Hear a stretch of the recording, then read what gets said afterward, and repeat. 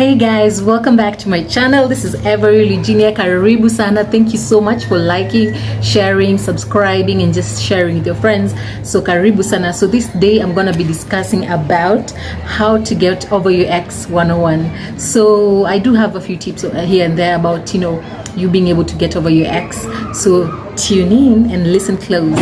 So okay, so I know it's really hard, especially when you're just broken up with your ex, or maybe your boyfriend and now they are your ex, so it's still fresh and you don't know what to do. Maybe it's your boyfriend, your girlfriend, it can go either way.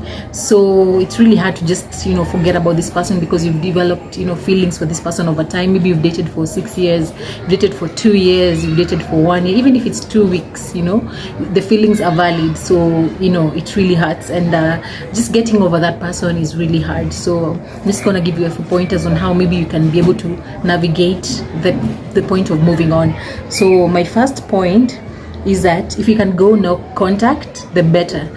It's much better not just to talk to this person, because once you talk to this person, the feelings will just resurface. So it will be so hard for you to move on. So it's best for you to just avoid talking to this person. If they call you, just let them know that you're not available to talk, or just let them know that you're not available to just talk to them. So it's better for you to just stay in contact, avoid, even if possible. Like for me, in my case, when I have an ex, I usually especially if we left each other on a bad note, I just block and move on, because it's much easier, and I find myself even healing faster, moving on faster, because it's like out of sight, out of mind, out of talk, out of mind as well. So it's just best for you to just let this person go and not to be able to just communicate with them.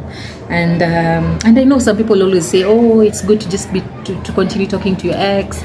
I'm friends with my ex. I find it so weird. And then once they're dating someone else, maybe your feelings are still there, then what will happen? You'll be hurt. So I feel like it's just best to just keep your distance and just keep it moving.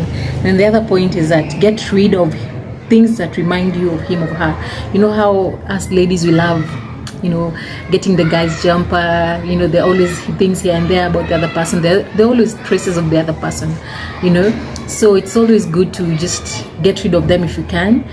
Just if possible, just return everything. Maybe they gave you something, or maybe they left something with you. If it's possible, just return it to them, so that you can't you'll be like over there getting reminded, smelling that t-shirt or something, and just remembering them. So it will be unfair to you. So it's best for you to just get rid of things that remind you of them, of him or her. Then the other point is that avoid places he or she frequents. So basically just avoid. Maybe you had a special spot that you used to go to. Maybe you loved having the coffee, the tea, or just something, their amazing meals. So you used to go there a lot. It was your special place, and maybe you've celebrated your anniversary there, you've gone to celebrate your birthdays there, you've just made memories in that place.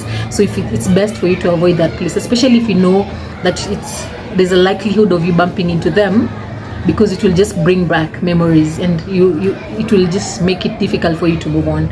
So just avoid such places. Then the other point is that spend time with your friends and loved ones.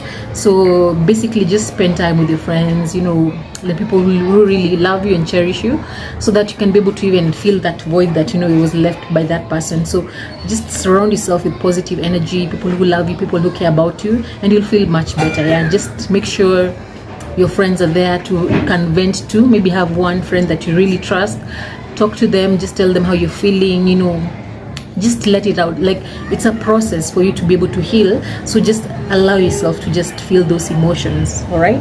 Then the other point is to try something out, something new, like a new hobby. So it's always good to just try something new. Maybe you guys used to go for bike riding together, so maybe you can try something different. Maybe you can decide to go swimming and learn a lesson or two. So just try something new to just get your mind off things and off your ex, especially if you maybe used to do something together, then it will be able to trigger that memory. So just be able to just find something new that you didn't share with your ex, like something something totally different out of the blue, so that you can just focus on something else and just find fulfillment in that. Then the other point is that it's also good to grieve over that broken relationship. So basically, sorry about the noise. So basically you know, when you break up with someone, it's sad, and it's like losing someone. It's not like death, but it's like really losing someone. So it's good for you to just grieve, get through the emotions, cry it out, you know, feel all the feels. Just, you know, talk to your friend, that trusted friend that you can trust, and, you know, get that shoulder to lean on. Cry, talk to God, cry to God, tell him to just, you know, help you to be able to heal and move on, because it's a process. So grieve, people don't really talk about this. People are always like, yeah, keep it moving, but you know, now you'll be able to mask that feeling. You won't be able to just deal with those emotions. So it's good to deal with them, so that they don't come out maybe after some time, maybe even after 1 year, then you explode because you just buried them inside. So just deal with them at that point, and it will help you really move on. And even once you get into a new relationship, you'll find yourself just, you know, you're already over the ex, so you don't even need to revisit any feelings. So it's good to just grieve over that relationship, accept that it has run its course and it's over, so that you can be able to just move forward and just, you know, look forward into the future, you know.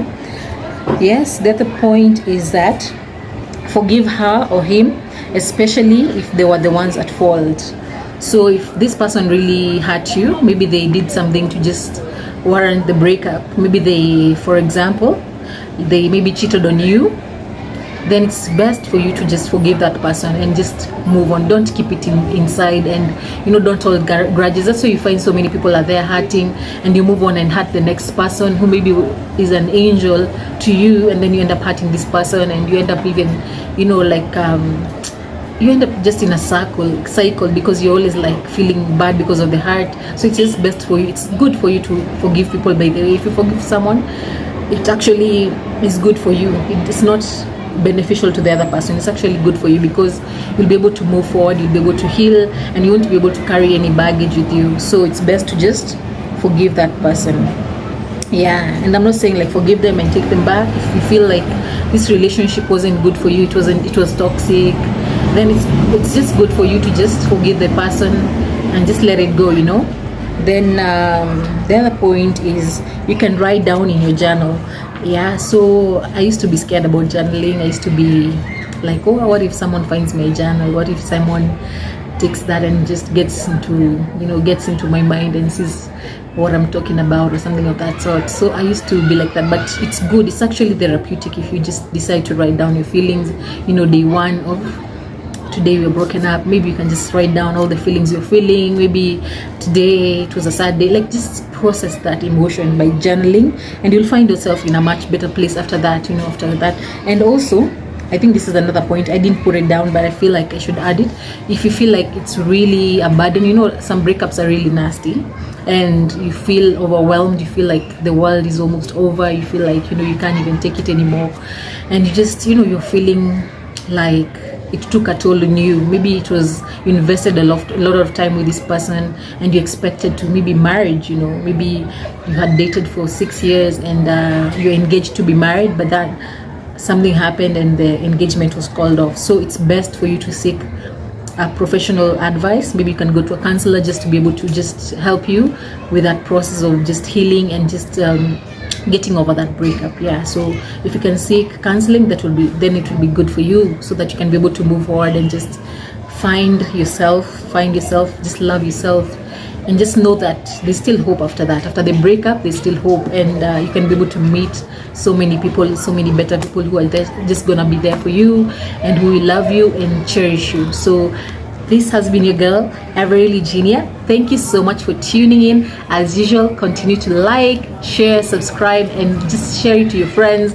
And also comment on the comment section down below. It's really dry. Please make sure you comment so that you can engage, and just tell me your stories about how maybe you got over your ex. You know, those crazy stories. Maybe you did something maybe out of the ordinary just to make sure you got over your ex. Let me know on the comment section down below. So it's been real. Take care. Bye bye. Till next time.